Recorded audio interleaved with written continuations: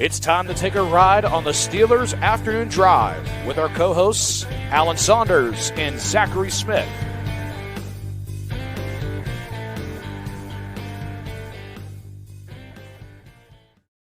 Get in the van. We're going for our Steelers Afternoon Drive. I'm Zachary Smith. That is Alan Saunders on his drive. Alan, how we doing? Doing good, man. Short week, so lots of things happening, and getting a little later in here to record. And we're actually going to record multiple episodes today. And it's hectic, but I don't mind the hectic. I like the hectic better than I like. You work well in it. Yeah. I think I'm the same way. Yeah, I swim better in choppy waters. Liked it. I think Mike Tom would appreciate that about this podcast. Real quick, I wanted to bring this up yesterday and it slipped my mind, but I want to give a shout out to my guy Ty. Came up to me at a tailgate that I was at. He recognized me from the podcast. If you remember, there's a listener that we have that said that they were in North Dakota. We were looking for somebody in the Dakotas, and we have a listener in North Dakota. That is Ty. He was there with his parents, found me at a tailgate, said what's up, and said to tell you hello as well. Didn't expect you to shout out on the podcast, but if you come and say what's up, it's going to happen just for future reference. So my guy, shout out to him and his parents. I hope they enjoyed the game and their experience. You start handing out shout outs to everybody who comes up to you at a tailgate. There's going to be a line. That's what I'm hoping. Yeah. Bring your own show, coming out the tailgate of people just to come talk to you to get the shout out. I hope that this ends up building into me having an entire podcast set up at a tailgate to do a live show, and it's just fans constantly stopping by and talking into the microphone as well. That's what I hope this builds to. But no, it was a great time. I will fund this. I'm just putting it out there. All right. I think actually, when we talked many years ago, the first time you and I talked about working together, I think that was one of the things I threw out there as something I wanted to do. Was to put you in at the time it was been you and Tyler. Yes. Because at the time Rib Fest was about to be happening. And that's what you wanted us to go and do immediately. Yeah. I was like, just go out there and hang out at Rib Fest and mingle with fans. And I'm in on this idea. And I'm sure the audience will be when they hear it at the beginning of this episode as well. But there's so much to talk about. Can't spend any more time with that. But did appreciate Ty coming up to me. Alan, where we left off yesterday was you said to save what Joey had to say for today. And then you talked to a couple more people today, obviously. Aaron, Cam, talking to them. It's also Coordinators Day. So there's so much within there. But being that we held off on Joey, I'm just curious what that conversation was and why you said to just push it off. Yeah, so Joey talked about facing this Bengals wide receiver core, and I really think that is, to me, the story of this week is the Pittsburgh Steelers spent a whole lot of money and a whole lot of capital that included some real emotional pain. I mean, they traded away Minkah Fitzpatrick. They spent $10 million on Darius Slay.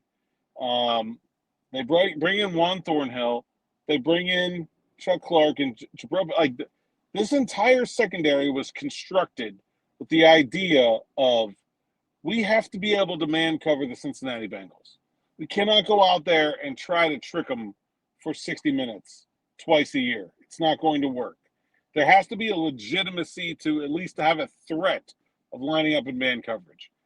And, last year, I felt like Joey said he didn't feel like he had a problem with the Bengals last year. I'm gonna disagree. I feel like he got put in a blender a little bit. Were most of the things that ended up going badly for him penalties and not receptions allowed? Yeah, but I don't really think that's better. And so I think this is a big test for Joey Porter Jr. individually, but also just for the entire construction of this secondary. This is the task they were assembled to fight. This is the big boss. You've worked your way up the lower levels of the video game. This is the task that you came here to complete. Can you get it done? Very interesting viewpoint. And honestly, that's kind of what TA you mentioned to me had to kind of say today too. The secondary was built for this assignment. And I am curious to see what that response is going to be. Yes, it's not the same quarterback under center that it is a Joe. for Cincinnati, but it's not the Joe that we expected to see in stripes with this wide receiving core, but it's still going to be a very tall task. You know, the other thing that I was looking at too, like even also within that is like Mike Gesicki's like a fine tight end. You know, you think about the loss of not having him, and I was like, I feel like he had some pretty good games against the Steelers last year. He got 13 passes in the 2 games that they played in the regular season last year. So he was definitely an element of that passing attack too that they're not going to have at their disposal in this one. They obviously went out and got Noah Fant as well. We'll see how he mixes into things. But I even like, you know, like Andre Yoshivas, I think is a perfectly fine guy down the depth chart as well. So I think that that's not just a really good group up top, but I think they got some guys lower down the totem pole they can sprinkle in as well. But it obviously starts with those guys up top and Jamar Chase and T. Higgins. And we can talk tomorrow. It's weird to say tomorrow on the preview show about how we think it's going to go in terms of the distribution. But I know that some of that's already been thrown out there. So I guess I'll ask you now, how do you kind of think that they are going to let those corners, like, do you think that Jalen Ramsey, with everything he had to say, is really just going to get that Jamar Chase matchup, or do you think it'll be a bit of mix and match? I think there'll be a little bit of mix and match. I think if they want to play man against Chase, it has to be Ramsey. I don't know that I would have Slay and man coverage against him, especially if he's on the inside, where he does go a good bit. You know, he's not one of these number one receivers that just stays in one place. And so I do think they're going to have to be able to deal with the idea of Chase moving inside, and 100% that's Ramsey.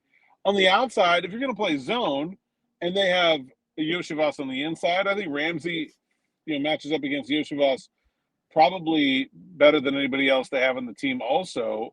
And so to me, I really think the one-on-one matchup that you're going to see is Porter against Higgins. To me, that is the one-on-one matchup where you can stick Joey on him and then kind of let everybody else figure out Chase depending on where he lines up and who else is on the field and what kind of personnel package they're in and all that. Yeah, and we'll talk more about it, but that's big matchup for Joey, obviously, with the way that it went last year, because I'm in agreement with you. I mean, I appreciate the confidence of where he's coming from, and it was penalty related, but because of those penalties, you know, it didn't go his way in that one. I'm curious to see if he can atone for that in this one. Obviously, he said that. What did Aaron and Cam have to say today? A couple of the older guys, the elder statesmen on the team talking. Yeah, Cam Hayward said it's the Ben Gay game between Aaron Rodgers and Joe Flacco. Aaron said he does not use Ben Gay. So we've cleared that up. I suggested maybe Werther's original. You know, just a couple of old guys you know, got some candy in their pocket or something. It is very jarring in a sport that is so physical and also so cutthroat, where like so many people just get shunted aside. And from my perspective, often earlier than they should be, because everyone is always focused on the newest, brightest, shiniest toy. To have a pair of 40-year-old quarterbacks playing in a game, saw the Amazon graphic go out earlier today, and I was like, "Oh man, yeah, that's." I think I saw one tweet that says that looks like the advertisement for a political debate. It's like, yep, it is definitely interesting. I don't know that it's going to produce the world's most entertaining football. You know, when I think of 40-year-old quarterbacks, what I really am not thinking is what I really want to see these guys is on short rest. Like that's going to get a couple 40-year-olds out there performing their best for sure. The graphic was funny. All the jokes coming out of it were funny, but honestly, like, again, not necessarily a direction I was planning to take this, but I got to ask, because, you know, Cam being the one to poke fun at Aaron about that, how have you kind of seen that relationship, if at all, kind of start to mature throughout this short period of time so far? Because obviously a lot of people made a lot of Cam's statements prior to Aaron joining about you either want to be in or you don't want to be, and then now they're the two that walk off with Mike Tomlin from games. It's those two as opposed to just Cam and Tomlin. So how have you kind of seen that relationship going? I think it's very natural when you come into the team and you're 41 years old and you're literally like 20 years older than some of your teammates. Like, Aaron Rodgers has a lot more in common with Cam Hayward than just about anybody else out there. And so I think those guys have I don't want to say they're like super like best friends or something like that, but like I feel like they're close. And I feel like it's very interesting that this team, probably not where you're going with this question, but like what stands out to me is that I feel like this team is a lot less siloed, and that I feel like on a lot of Steelers teams I've covered, like the position groups kind of hang out, or like the offense will hang out, or the defense. Like it just seems like there's a lot of blending of friendships, and it's pretty interesting. I was like walking through the locker room today, and like Y.A. Black was messing with Daryl Porter, and I'm like, oh, didn't expect those two guys to be friends. Like, you know, like just like it is Aaron and Cam both today talked about how close this team is, and I feel that it's I don't know why. I don't know what's different. I'm not sure I can put a finger on it, but like it's a very close knit team, and they really seem to get along really well. Mm-hmm. And I think, you know, honestly, from a close-knit perspective, I'm not singling anybody out. I think they all are, but certainly the tight end group, and we've made a lot about it. Artie Smith talked about the tight end room today, and just getting kind of everybody involved. We've seen Darnell's snaps obviously take a huge leap over the last couple of weeks. We'll see if that continues on Thursday night. But what did Artie have to say about the tight ends, their involvement, the rotation, all those kind of things? Yeah, I mean, I just talked to him about how the sort of difficulty of trying to get four guys involved, and he kind of said back, well, it's five, because it's Spencer Anderson out there who's taking a lot of these reps that, you know, would normally be going to a tight end, and so he did acknowledge that it's a little bit unique, but he said he feels like because they're all so different, it makes it a little bit easier. Whereas, you know, like I feel like, and these are my words, not ours, but like I feel like when you have two guys who are the same, and you have one guy playing over the other, I feel like that's where you get into like, well, I want those reps. I want to be doing that kind of territory. But when you have like Jonnu Smith and Darnell Washington, it's like you guys are not doing any of the same things. Like, you're just not even completely the same. It's not like they have four tight ends. It's like they have four different things that all have the tight end designation. And so I think it makes it a lot easier to swallow from a like distributional rep standpoint, where like, yeah, would Jonnu Smith like to be out there every snap? I guarantee he would be. When he's like watching Darnell Washington digging out defensive ends, is he wishing he could do that? No, like, no, he's like, actually, yeah. Darnell, you got that one. That's good. And very similarly, if I don't think Darnell's watching Jonnu run tunnel screens and go routes and going like, oh man, I wish I could have all that.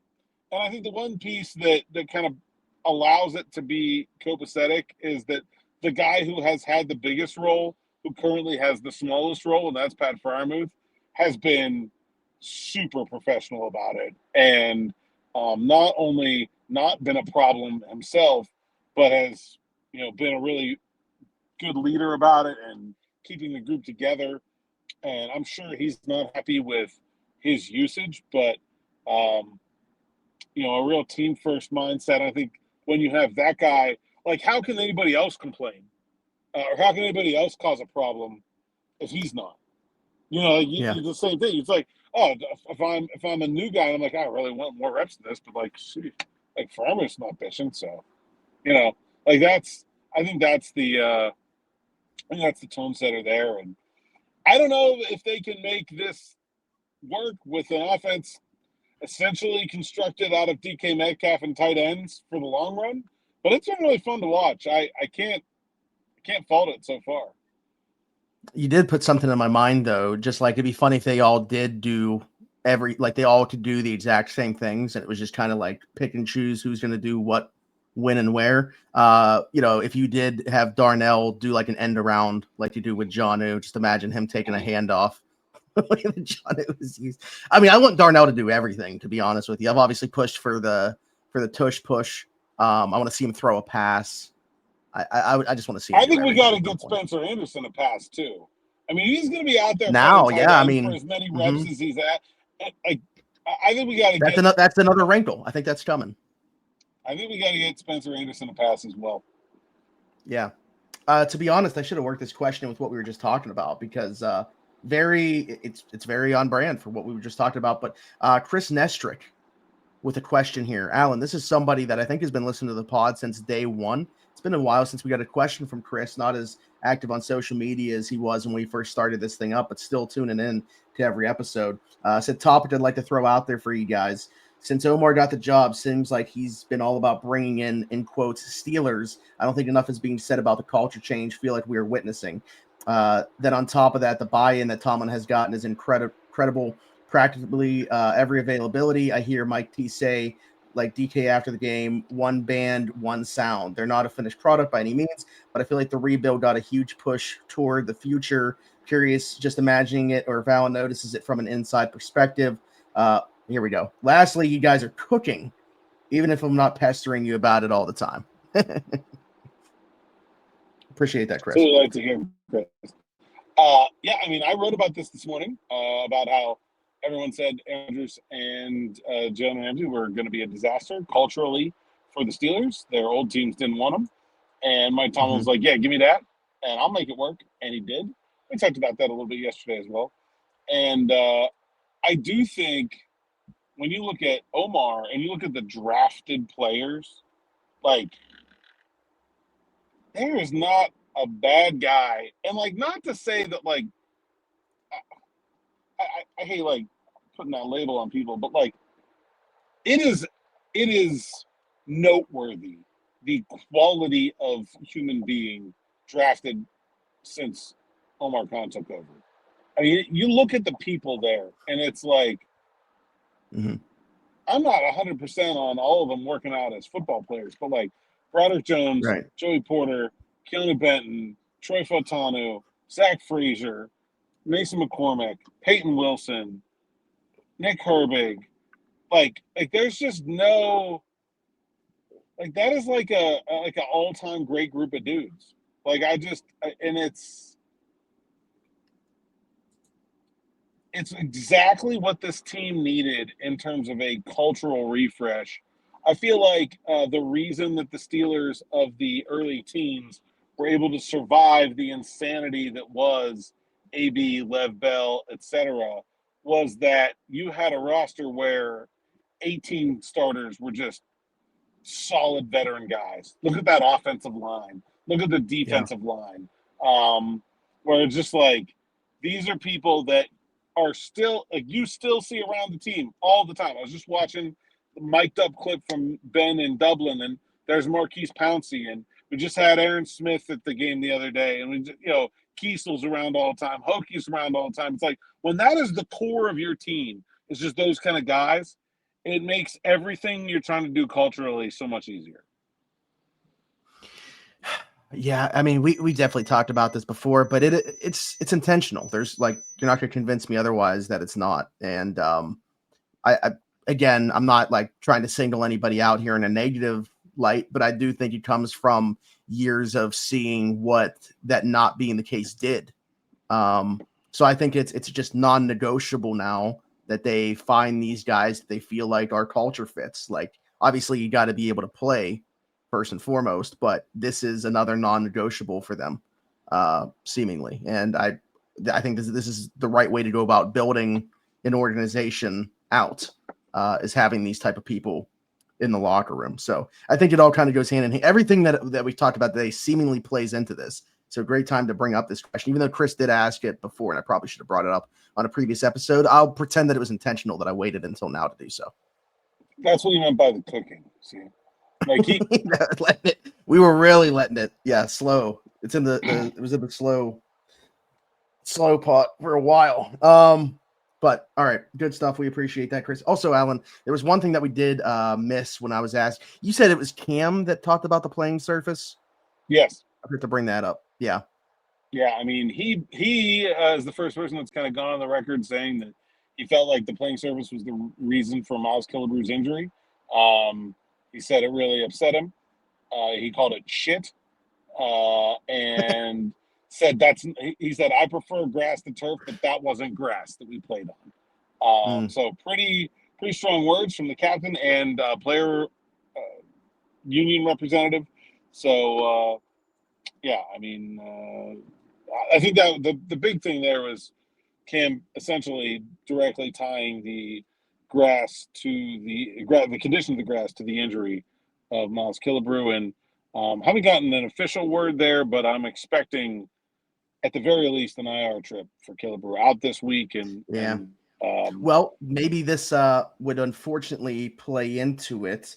Steelers hosting veteran safety, former All-Pro special teamer George Odom for a visit today. Don't know if that's in light of the Killebrew stuff, but I mean that's former All-Pro special teamer that plays safety as his defensive position. I mean, kind of makes sense, right? If that is the replacement there. Yeah, I talked to Ben Skoranek and Corliss Waitman today, both about the idea of trying to replace Miles Killebrew. Corliss is such a funny guy. He was like, man, that you don't know how much that personal protector means to the punter. Like that is like, that's like your guy. And like, the punter is in a really vulnerable position. Like there is a lot of trust involved there that like you're going to be able to go ahead and commit fully to that and be safe doing it. And I'm not saying that there's a lack of trust in the backups. It's just that that guy is one of the best at it. And I think you saw, the one almost get the next punt blocked after Killebrew was out of the game. What he does in terms of getting the special teams units like lined up right. Like the calls and the checks they have are very complicated. That is a very underrated loss for this team. Sure. And I think it's going to be significant. The way that he goes about his business, I mean, he's a sicko for this, by all accounts. So it's like just an absolute sicko for special teams and really a smart guy. Like I think Marley, that's the thing that like I feel like when you talk about like, oh, he's the special teams guy, a lot of people think of this guy who's like foaming at the mouth, running down the field to cover kickoffs, and like certainly he has a bit of that to his personality for sure. But like a really smart guy who understands the game at a deeper level that makes it a lot easier for the Steelers to just hand him a guy and be like, all right, here, this guy's on special teams now. Jabril Peppers, you're brand new to the team. Here you go. You're going to go play special teams. Figure it out. When you have a Miles Killebrew, it's a lot easier to do things like that. Yeah, man, it does suck. Hopefully he's able to, still be around in some capacity and help out that group. Even if he's not going to be on the field, we'll see if anything comes of the Odom thing. But that'll be down the line, obviously. I found this one a bit funny here, Alan. This is from the desk of Ken, so obviously want to bring this one up. And also, I appreciate that he's also leaving the date now when he's asking the question, just in case we don't get to it on that same day. But we are getting to it on the same day for this one. This was on 10/14/25. Alan on Locked On with CC was super good. Alan looked extra animated in this one. Question, is it hard to sometimes remember what content you have said on each show that you do to make sure that you don't miss a topic? Hashtag Alan is everywhere. Get in the van. It's not that I don't miss one. It's that I have to remember where I've said what. So I don't, like, for example, some of the things that we're talking about today, I will have talked about on Locked On before, and I will have talked about, I did a appearance on the Altoona CBS station earlier today, recorded that. It was on Final Word on Sunday. I don't have a problem repeating. I try not to repeat myself verbatim, but like I don't have a problem saying the same thing that I've already said on a different platform here. But I don't want to say like something I said I spent 10 minutes on in Morning Rush. I don't want to go back over it on this show extensively because I feel like you guys have already heard me say that. So it's very much like remembering what I said where and trying not to repeat myself is the biggest problem there. not that it's the same thing, but what I have a problem with is, and people call me out for it, is you'll say something on here, I'll bring it up because it's like new to me on Around the 412. And even though I give you credit, people are like, oh, you're only saying this because Alan mentioned it on Afternoon Drive earlier today or whatever. So I guess that's I'm your regurgitation, I guess, on my other show. So your content even gets put out over there on another platform. Yeah, I'll try to when I do that, I try to just tease it a little bit, like not give the whole so I'll be on with Carter, I'll be like, yeah, Smithy and I were talking about something similar to this on Afternoon Drive yesterday, and just kind of give it a That's little. good. Yeah, get them. We get all the time in our comments that people found this show from me being on Locked On, so I guess that's working. Also, Ken abbreviated that as LOS, and good that he also said CC, so I knew he meant Locked On. But at quick glance, I was like, what does the line of scrimmage have to do with anything here? And then I definitely would get to this one because Ark says nobody's talking about this. Why hasn't anyone mentioned Kaleb Johnson looking pretty good in some of the runs that they've given him lately? Would like to see him get more opportunity. Yeah, we wrote a story about it. I talked to Caleb after the game on Sunday, and we wrote a story about it. It's up there at SteelersNow.com. You probably scroll down a little bit. It's there.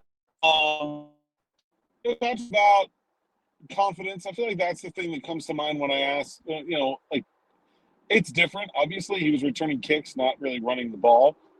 But you worry about a young player's confidence when something like that happens. And he said It's been really good to get some opportunities and to get his legs under him in that regard. And I think he's running really well. I mean, he was kind of the guy that broke things open in the running game against the Browns. They were kind of bottled up early on, and then he got out there and really broke one on his first run. I think it was a 9-yard gain. I thought it looked very good. I have never had a doubt about Kaleb Johnson's running ability. Never. He is a good ball carrier. If Jalen Warren got hurt and Kenny Gainwell got hurt and they needed Kaleb Johnson to go in there, or even if they weren't hurt, they needed Kaleb Johnson to go in there and run the ball 30 times a game, I don't have any doubt that he could do it and do it at a high level. It's the other stuff that I have questions about, and I don't know that we're necessarily answering a lot of those so far, but I'm not surprised at all that he looks good when he goes out there running the ball. I mean, the other part of that, though, is when is he going to have the opportunity to even answer those right now? Like when you have Jalen Warren and Kenny Gainwell as good as those other things as they are in pass pro as receiving backs, when is that opportunity? Probably next year. Probably, honestly, you're looking they prove it in training camp next year. But that's okay. I don't think they need to be in a hurry with him.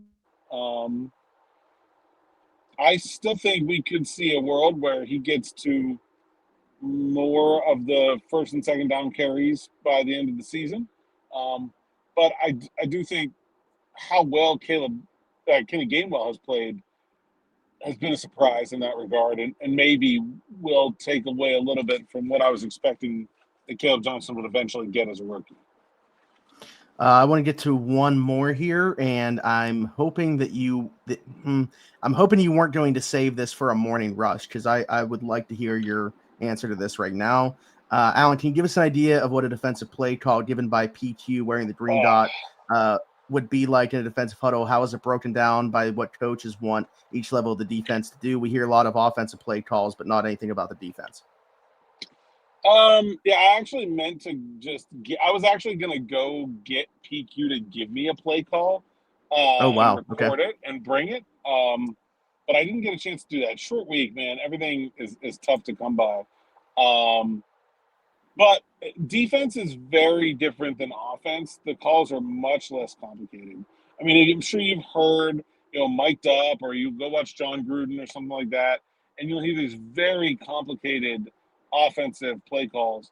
And that is because the offense is distributing the personnel to different places. So you have all these different formations and shifts and calls and checks. And the defensive calls are much, much simpler. There will be, one call for the front seven and one call for the group behind them. And I mean, that's pretty much it. Like he's not. It's not. It's nowhere near as complex as what you see from the offensive standpoint, and that's why communication is so important on the defense, because they're reactive. They have to line up, see what the offense is doing, and then adjust. So it is much less about what Patrick Queen is calling in from the sideline as it is you basically just build in rules from the beginning, and then you have checks, and you have to communicate your checks. Hey, it looks like this. We're going to do this. But, I mean, they don't know that until they get out there and see, even though you know the personnel, you don't know how they're going to be deployed. And so it's actually fairly minimalist compared to an offensive play call. I will endeavor to get PQ to call me a play just so you guys can hear it. Obviously, I'll have him, fudge the names or whatever, but just to hear what it's like. I was very interested by that question, but I didn't get a chance to do that this week. No, we don't need the fudge. We need a legit one. Like, give them a scenario. We're in the Super Bowl. This is what we need right now. Maybe I'll get him to give me one. Like give me like an LSU play call. Like, because then he can just give it to me, right? Like without any without giving anything away to anybody else. And this isn't a question, but last thing I'll mention, because this has been hearted for a few days, and I feel like you definitely wanted me to read this at some point. Ryan said, Allen and Carter are like the Brady and Manning of football podcasting. Curious as to which one is which. And I'm not going to say that I'm Big Ben, because I know a lot of people take issue with that.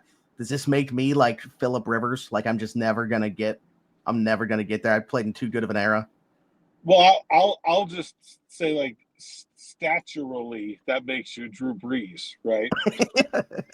Hey, he got one. He got one. Right. He got himself one. I don't know that that's accurate though, because I think you're better at this than I am. So, but what's better? There's nothing better than Brady and Manning. So I don't know that I agree with the take. And again, this is relevant now because if you look at the division leaders in the AFC right now, it's like a throwback to the mid-2000s with who's leading the divisions right now, and the Colts, Steelers, New England, and Indianapolis, Chargers. Baby.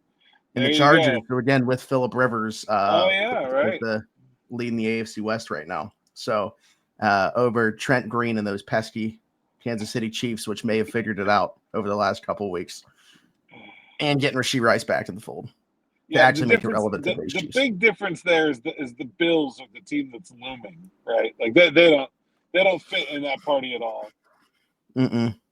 Yeah, so JP Losman wasn't doing it. I mean, they may as well, but I don't think Allen was the problem, but they looked awful last night. Yeah, I mean, I've had questions about that defense. You kind of just think like Josh Allen's just going to figure it out, but they basically got 3 slot receivers and 2 tight ends. One of those tight ends did not play last night. I don't know. I think some real questions about that Buffalo offense if you don't give James Cook the ball 30 times. They got to run the ball. I don't know what they're doing. Yeah. Run the ball.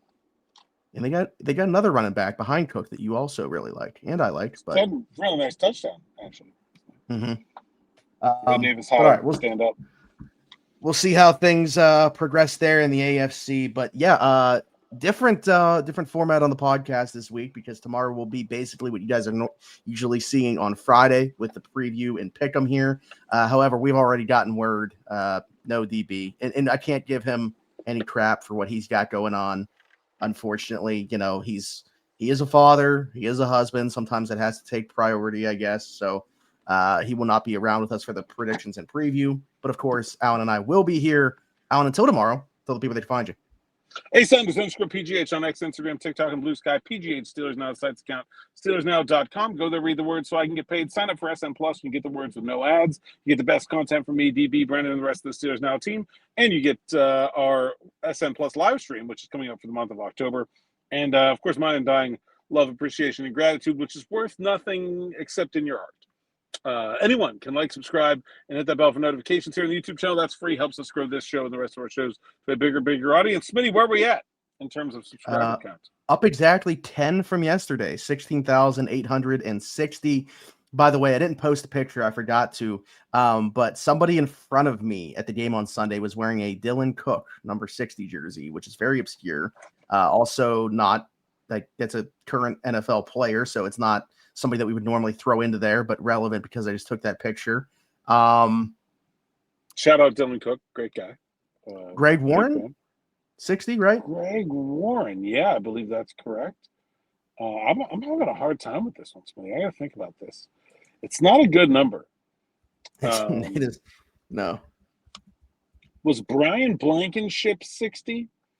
I feel like I may have used that one before. He was a backup offensive lineman. It was. And also the long snapper in the late 80s. Yep. 87 to 91. Hassenauer as well. Oh, J.C. Hassenauer. That's a good one. Yep. I think one of John LeGlue stints with the team might have been in 60. But he may not have played then, so I. Ben McGee, 64 to 72. Mark, what a last name. Rodenheiser. Mm-hmm. Randy Rasmussen, 84 to 86. Yeah, it's a little bit before my sweet spot there. Okay. All right. Yeah, not a great number. That's what that tells us. That's what that list tells us. But be sure to like, subscribe, hit that notification bell, add to that number, leave us a 5-star review, and subscribe if you're listening somewhere else, Apple, Spotify, wherever you get your podcast from. We are there. Just search Steelers Afternoon Drive. Do the same thing over on TikTok, and you'll find me everywhere. Zachary Smith, PGH. Alan Saunders and myself. Thanks for jumping in. Take another ride on the Steelers Afternoon Drive.